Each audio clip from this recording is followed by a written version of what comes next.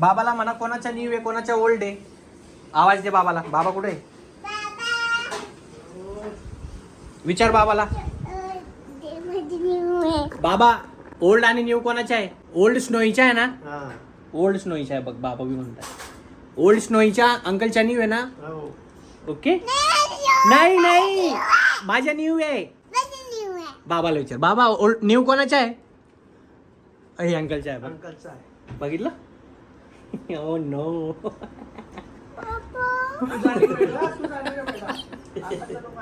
Okay okay. नाही नाही नाही नाही बाबा बाबा बाबा स्नोईच्या न्यू. स्नोईच्या न्यू अंकलच्या ओल्ड. स्नोईच्या न्यू. हे बघ अंकलच्या ओल्ड आहे. हे बघ अंकलच्या ओल्ड आहे. ओल्ड स्नोईच्या बघ बाबा. स्नोईच्या न्यू दाखव. ओ हो हे बघा. हे बघा स्नोईच्या न्यू ने खा अंकलच्या. वा स्माइल करून दे. स्माइल करून दे बेटा. आशू आशू निघून गेला. आम्ही पुसून देतो. बापे. हा हा आता आता स्माइल. ओके. हा हा स्माइल. हा न्यू आहे न्यू. Okay okay. किती प्यार दिसते भाऊ. क्या गिरून दे. स्माइल. हा दादी असा हात ठेव स्नोईच्या इथं. हा हे बघा हात ठेव. ठेव दिला का? देखो है ना जलवा. खिचा गया फोटो.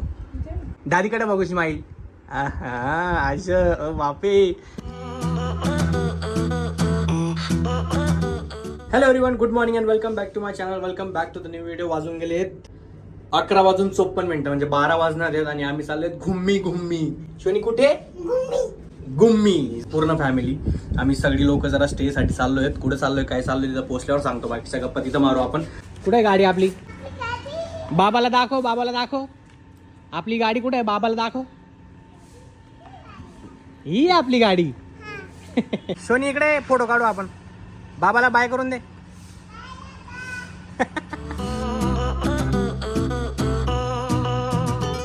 आता कंटिन्यू करू आपल्या गप्पा. स्नोई मस्त खेळते तिची. आणि मी हे म्हणत होतो की माझा आधी जायचा प्लॅन नव्हता. पप्पा मम्मी दादा वहिनी आणि स्नोई हे लोक जाणार होते. मी घरी थांबून आराम करणार होतो. म्हटलं मला जायचं नाही, ट्रॅव्हलिंग करायची नाही.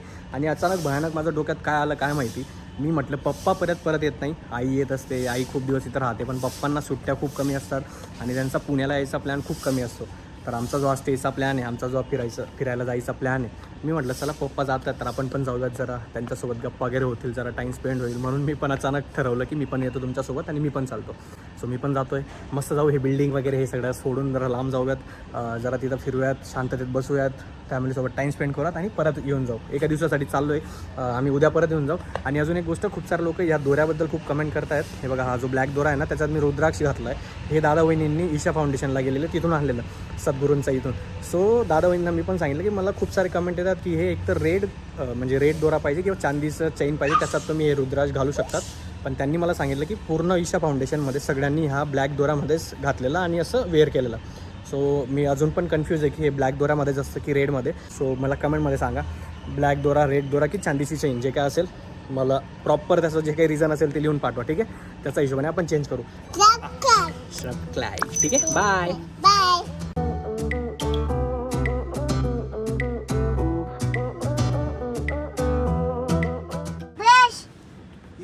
बाबाला म्हणा पुढे बस. इथं बसतो. पुढे कोण बसेल मग? इथं बसतो ना. हा पुढे बाबा बसतो. मग इथे कोण बसते? इथं कोण बसते? शोनी. शोनी बसते. निवृत्ती ज्ञानदेव सोपान मुक्ताबाई नामदेव तुकाराम जनाबाई तुकाराम.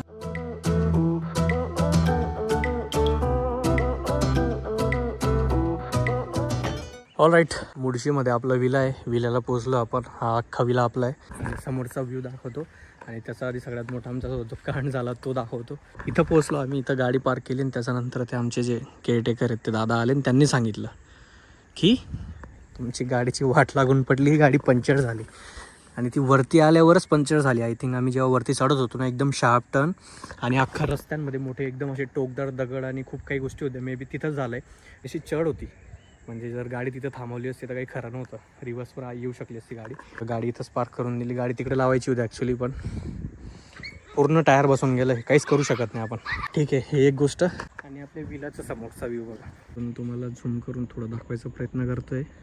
आपल्या रूममधून अजून चांगलं दिसेल ते. आधी जरा रूममध्ये जाऊन सेटल डाऊन होऊन जाऊ.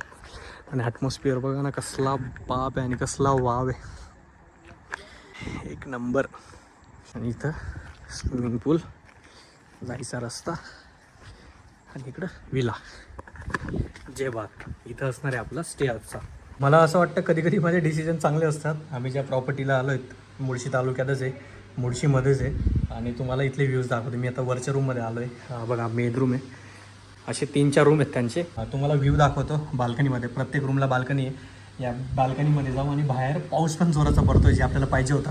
बिकॉज मुळशी तालुक्यात तुम्ही कुठं पण जा, जर पाऊस नसेल तर तेवढी मजा येत नाही. ते ग्रीनरी दिसत नाही, जे डोंगरांमध्ये जे ढगं दिसतात आणि ते जे व्ह्यू आहे ना, एक नंबर. इथून पण सेम आहे, दाखवतो तुम्हाला. इथून पण, मागून पण, आणि मग खाली जाऊ आपण.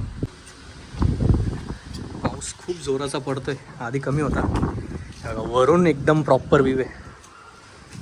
ही आपली गाडी, हे बघा. काय काय हवं आहे अजून, काहीच दिसत नाही, एकदम दुःख आहे. बाहेरचा व्ह्यू तुम्ही बघितला असेल. आता तुम्हाला दुसरा व्ह्यू दाखवतो, जिथं बसून तुम्ही चहा, भजी, कांदा भजी वगैरे एन्जॉय करू शकता. हे बघा कसा त्यांचा स्पेस. वहिनी, आई, असा हा स्पेस.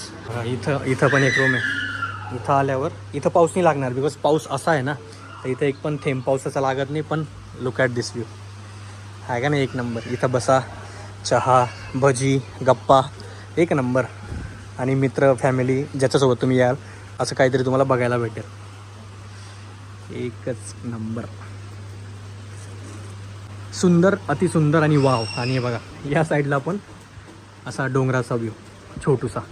आणि आपली गाडी पंक्चर झाली या रस्त्याने. बघा इथून आलो आपण वरती. आता इथून पूर्ण दाखवता येत नाही, पण असं खाली पूर्ण. कैसा आहे, मस्त आहे ना व्यू. तो देखो तुम, व्यू प्यारा है, व्यू प्यारा है. हाँ, और बारिश आ गई ना ऊपर से, और ज़्यादा प्यारा दिख रहा है बाहर का. पावसामुळं अजून हे बघा.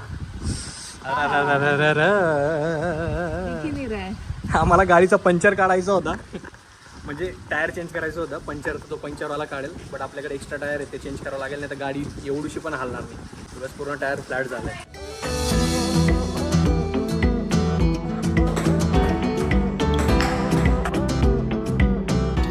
आता पूर्ण दिवस आम्हाला आज टाईमपास करायचा आहे. घरात बसून टी खेळा, कॅरम खेळा, स्विमिंग पूलमध्ये जा, इथं शांततेत बसून चहा प्या, व्ह्यूचा एन्जॉय करा, फॅमिलीसोबत गप्पा टप्पा करा. आता पाऊस जस्ट बंद झाला, तुम्हाला दाखवतोय बघा. आत्ता खरा मजा आहे. आत्ता तुम्हाला क्लिअर दिसेल ॲक्च्युअलमध्ये.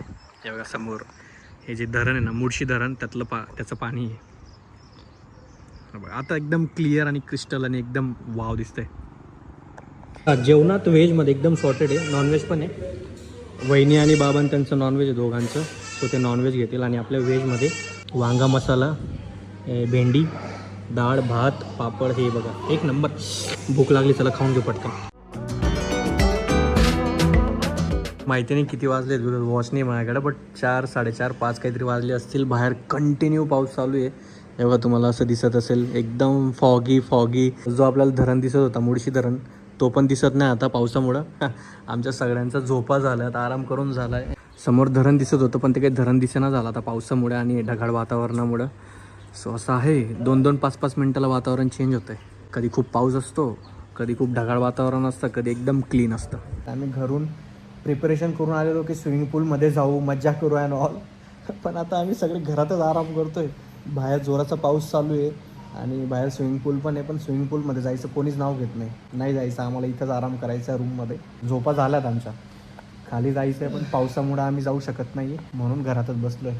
हा राहिला आपला स्विमिंग पूल, ते राहिले आपल्या चेअर, सगळी सेटिंग झालेली. स्विमिंग पूलमध्ये जायचा प्लॅन होता, पण हा अजिबात नाही.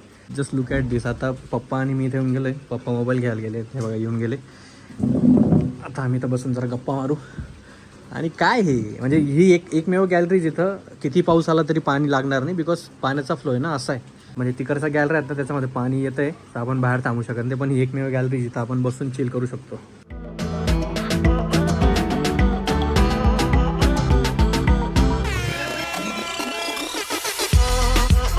बाबांचे नाव काय आहे? बघा मागच्या 15-20 मिनटापासून मी, पप्पा, ते दादा आम्ही तिघही ट्राय करतो. स्टेपनीनं वरती झालं आहे. हे नट बोल्ट वगैरे आम्ही सगळे हे करून दिलं, पण हे बाहेर येत नाही. आणि मला ना ते डिस्क ब्रेक जोरात लागून गेला इथं. हा तो शार्प टर्न होता, इथंच कुठेतरी आमची गाडी पंक्चर झाली आहे.